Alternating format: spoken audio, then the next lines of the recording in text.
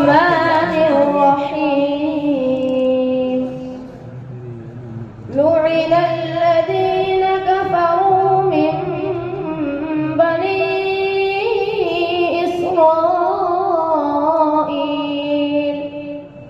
إسرائيل على لسان داود وعيسى بن مريم ذلك بما عصوا وكانوا يعتدون كانوا لا يتناهون عن منكر فعلوه لبئس ما كانوا يفعلون ترى كثيرا منهم يتولون الذين كفروا لبئس ما قدمت لهم أنفسهم أن سخط الله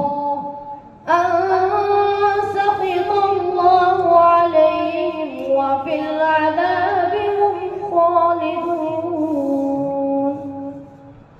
ولو كانوا يؤمنون بالله والنبي وما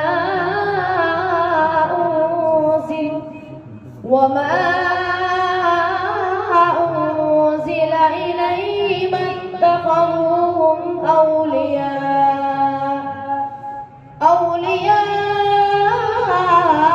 ولكن كثيرا منهم فاسقون لتجدن أشد الناس عداوة للذين آمنوا اليهود والذين أشركوا मिनहुम फासिकून